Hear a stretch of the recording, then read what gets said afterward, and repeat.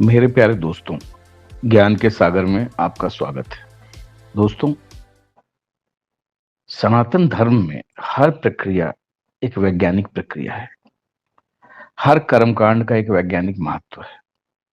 लेकिन समय के साथ इसके वैज्ञानिक पहलू को दरकिनार कर दिया गया, वैज्ञानिक पहलू को भुला दिया गया और इसको बदनाम करने के लिए इसको एक बाकायदा वामपंथियों द्वारा एक मुहिम चलाई जाती रही, ताकि सनातन धर्म को किसी तरह से नीचा दिखाया जा सके, बदनाम किया जा सके और ज्यादा से ज्यादा सनातन धर्म से लोगों को कन्वर्ट किया जा सके। यही कारण है कि आज हमारे सनातन धर्म में पैदा हुए लोगों को इसकी वैज्ञानिकता के बारे में कुछ भी नहीं मालूम है।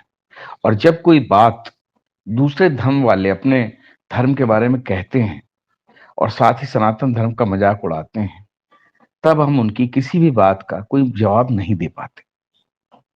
क्या आप जानते हैं कि आज के स्कूल, अंग्रेजी स्कूल में पढ़कर खुद को अत्याधुनिक समझने वाले लोगों को ये भी नहीं पता है कि मंदिरों में पूजा पाठ करने के बाद उसकी परिक्रमा करने का कोई वैज्ञानिक महत्व भी होता है और उसकी वैज्ञानिकता क्या है।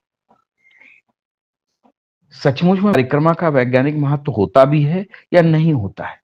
मेरे ख्याल में आप आप जैसे न जाने कितने लोग होंगे जिनको परिक्रमा करने का वैज्ञानिक महत्व शायद पता भी नहीं होगा। तो चलिए हम आपको बताते हैं। देखिए, हमारे हिंदू सनातन धर्म में मंदिरों में परिक्रमा करना महज एक औपचारिकता भर नहीं है, बल्कि एक वैज्ञानिक प्रक्रिया है। ये एक पूर्ण रूप से वैज्ञानिक धर्म है और हमारे हिंदू सनातन धर्म की एक एक गतिविधि का ठोस वैज्ञानिक आधार है। हर एक, वैसे प्राचीन काल में हर एक व्यक्ति को, जो सामान्य व्यक्ति है, उसको उच्च वैज्ञानिक कारण समझ में आए, ऐसा आवश्यक और संभव नहीं हो पाता। इसलिए हमारे ऋषियों मुनियों ने उसे रीति रिवाजों का रूप दे दिया, जो आज भी बड़ों के आदेश के रूप में निभाए जाते हैं। वैदिक पद्धति के अनुसार मंदिर वहां बनाना चाहिए जहां से पृथ्वी की चुंबकीय तरंगें घनी होकर जाती हैं, और इन मंदिरों में गर्भगृह में देवताओं की मूर्ति ऐसी जगह स्थापित की जाती है तथा इस मूर्ति के नीचे तांबे के पात्र रखे जाते हैं जो ये तरंगे अवशोषित करते हैं। जैसा कि आप जानते हैं कि हमारी धरती में नॉर्थ साउथ, ये जितनी भी मतलब जो चुंबकीय तरंगे होती हैं, ये पृथ्वी से ही निकलती हैं। तो इसीलिए नीचे तांबे के पात्र रखे जाते हैं जो ये तरंगे अवशोषित करते हैं। इसलिए इसी प्रकार से जो व्यक्ति रोज मंदिर जाकर इस मूर्ति की घड़ी के चलने की दिशा में, यानी क्लॉकवाइज दिशा में परिक्रमा करता है, वह इस एनर्जी को अवशोषित कर लेता है। यह एक धीमी प्रक्रिया है और नियमित ऐसा करने से व्यक्ति की सकारात्मक शक्ति का विकास होता है। तभी मंदिर में क्लॉकवाइज जो है परिक्रमा की जाती है। इसीलिए हमारे मंदिरों को तीन तरफ से बंद बनाया जाता है, जिससे इस ऊर्जा का असर पड़ जाता है। साथ ही मूर्ति के सामने प्रज्वलित द्वीप, जो एक दिया जलाया जाता है, ऊष्मा की ऊर्जा का वितरण करता है एवं घंटियों की आवाज तथा लगातार होने वाले मंत्रोच्चार से एक ब्रह्मांडीय नाद बनती है जो ध्यान केंद्रित करती है। यही कारण है कि तीर्थ जल मंत्रोच्चार से उपचरित होता है। चुंबकीय ऊर्जा के घनत्व वाले स्थान में स्थित ताम्र पत्र को स्पर्श करता है और यह तुलसी कपूर मिश्रित होता है और इस प्रकार यह दिव्य औषधि बन जाता है। जिस जल का हम आचमन करते हैं तीर्थ के या बाद में प्रसाद के रूप में, वो सचमुच में जो है एक तरीके से आपके लिए औषधि बन जाता है। ध्यान रहे कि मंदिर में जाते समय वस्त्र यानी सिर्फ रेशमी पहनने का चलन इसी से शुरू हुआ, क्योंकि ये उस ऊर्जा के अवशोषण में सहायक होते हैं। इसी कारण कहा जाता है कि मंदिर जाते समय महिलाओं को गहने पहनने चाहिए, क्योंकि धातु के बने ये गहने ऊर्जा अवशोषित कर उस स्थान और चक्र को पहुंचाते हैं, जैसे गले, कलाई, सिर आदि को।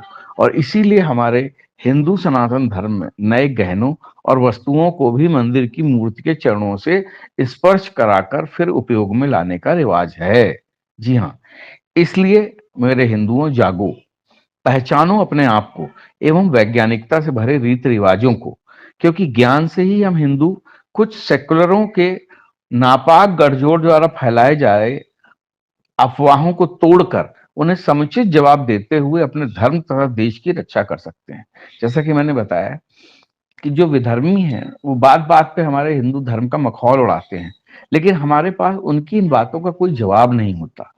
इसलिए एक-एक परंपरा, उसका जवाब, उसके बारे में वो परंपरा क्यों पड़ी, आपको जानना बहुत ही आवश्यक है, क्योंकि वो सारी परंपरानिकता से भरी हुई हैं।